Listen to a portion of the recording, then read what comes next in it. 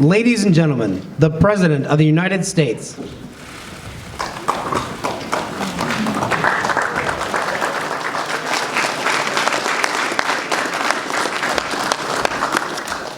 Hello, everybody. Please have a seat.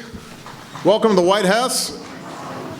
To Coach Ken and the Navy midshipmen, I should say welcome back. At this point, you should just add this date to your football schedule every year. Air Force game, Army game, bowl game, White House visit. We do have some special guests here today that I want to acknowledge. Secretary of the Navy, Ray Mabus is here.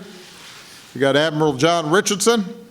We have Superintendent Ted Carter Jr. and Athletic Director Chad Gadchuk. Now, Navy football has now won the Service Academy rivalry 10 of the last 13 years. In that time, they've won 24 of their last 27 games against Air Force and Army. Maybe it's a good thing this trophy just stays in one place so often because it's huge. But I know winning the Commander-in-Chief trophy means a lot to this team, and it means a lot to me because it shares its name with the most important responsibility that I have. No disrespect to Vince Lombardi or Lord Stanley, but this trophy means a little more to me personally. I am the 8th president to award this trophy, and this is the 8th and final time that I will do it. And what better way than by honoring this historic Navy Academy team. This squad wasn't just the best service academy on the gridiron this year, it was one of the best teams in America.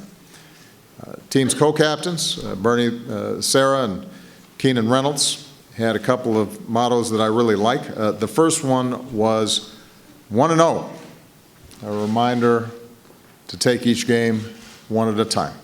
So they started the season 1-0 with a 38-point blowout. They went 1-0 against Air Force in another rout. For the 14th straight year, they went 1-0 against Army to reclaim this trophy, and then Navy went 1-0 in the Military Bowl. All these 1-0s added up to 11 wins, which is more than any Navy team in history. And Navy's been playing football a long time, about as long as we've had the light bulb. For 4 years, in 4 years, these seniors have won more games than any Navy team since the class of 1909. They've won this trophy 3 times, won 3 bowl games, and has anybody here ever lost to Army? It's sort of a deafening silence there. The team's second motto that I like is something Coach Ken would remind his players at halftime. You don't have to do anything special, just do your job. Just do your job. I really like that slogan. In doing their jobs, these players did something special.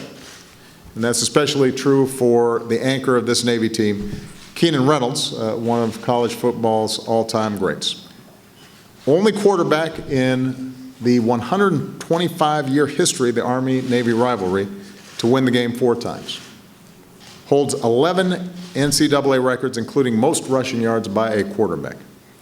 With his 88 touchdowns, no one in college football history has been in the end zone more times than Navy's number 19. And in honor of his leadership both on and off the field, no one will ever wear it again, which is not bad for a guy who started out as the 3rd-string quarterback.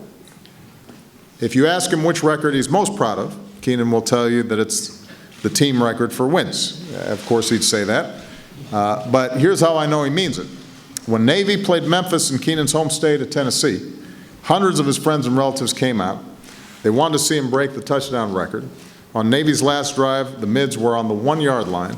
Keenan was 1 score away. Coach called in a QB sneak, but Keenan called an audible and tossed a touchdown to running back Damon Brown. So you knew he meant when he said that what he cared about was the team. Navy also dominated this year thanks to Chris Swain, or the Swain Train, who racked up 1,000 yards. Austin Grebe, who kicked more extra points than any midshipman in history. And the calm and quiet wrecking ball at defensive end, Will Anthony, who led the team in sacks. So these players are just as impressive off the field. In February, Meyer Craw went to Flint to hand out water bottles.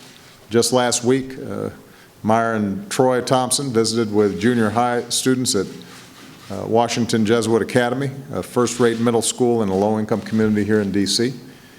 E.K. Benz was a finalist for Academic Heisman. Wideout Thomas Wilson is first-team Academic All-American. But most importantly, in a few months, 17 of these seniors will be ensigns and 15 will be commissioned second lieutenants in the Marine Corps. They'll be joined in their service by another historic group of midshipmen who are here today.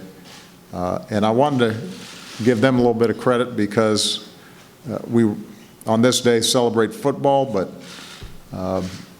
we got a lot of extraordinary folks at the Naval Academy, and we are welcoming today the first students ever to graduate with a degree in cyber ops. And their expertise is going to be more critical than ever to our national security, so we're very, very proud of them. We want to congratulate them. Look, the rivalry between our service academies can get heated, but it is healthy and rooted in respect. They learn early on what it takes to be the best. And that's what matters when you're part of the finest fighting force that the world has ever seen. As your Commander-in-Chief, and as one of the Americans you risk your lives to defend, I will continue to do my best to support all the men and women who have the distinction of wearing this nation's uniform. For more than a century, the Navy's mascot has been a goat. After what this year's team accomplished, I think you could say that maybe that stands for greatest of all time. So I want to congratulate Navy. Thank you for your service. Good luck getting this thing back to Annapolis. I don't know if you have like a big truck bed that you're going to be using, but most importantly, to all of you, I could not be prouder of your commitment and your dedication to this nation, to our security, and to our freedom. God bless you. God bless the United States of America. Let's make sure that we get a good picture here. Coach, anything you want to add here? Come on. Thank you. Mr. President, it's always an honor for us to come to the White House. We take great pride in the fact that we've been here pretty much for your entire presidency. Thank you for your service to our country. But for me, the greatest legacy that you'll leave is that of being a father and a husband. Nobody could ever question or argue that this president loves and honors his wife and children. And so we thank you for your service to our country. I know there have been a lot of great sports programs that have come here to the White House, but as you said, this team's different. We have 32 seniors behind us that have volunteered to serve you, to serve our country, and we're so grateful for that. But behind you is the greatest senior class in the history of Navy football, and they are ready and willing to serve and to follow you as our Commander-in-Chief and as our head coach. So thank you, Fa'afetai Te Lava, and mahalo nui loa.